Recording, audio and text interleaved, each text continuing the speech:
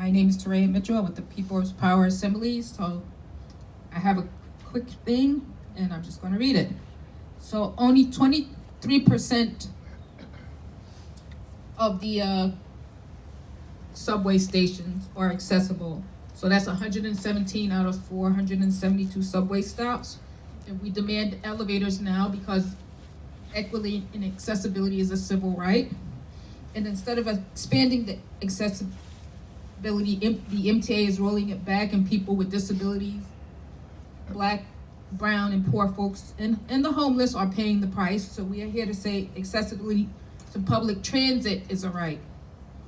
And regardless of our race, age, religion, across the cis LGBTQIA, gender non-conforming spectrum, that's a mouthful, non-binary, people with disabilities deserve privacy, autonomy, and dignity in our everyday lives.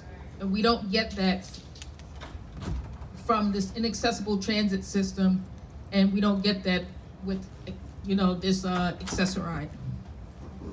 The MTA is not doing us any favors.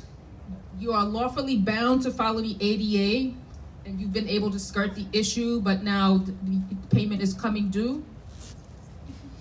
So you have to make the subways compliant and accessible for disabled riders.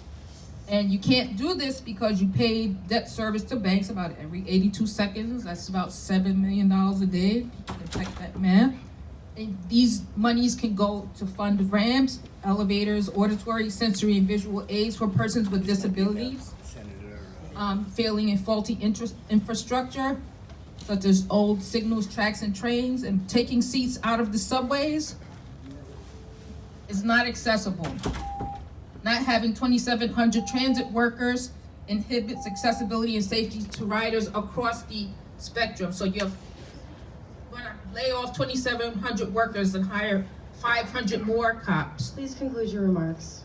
So the MTA should not be paying debt service off the backs of disabled New Yorkers, Black, brown, poor, in the intersection of these communities. So we're demanding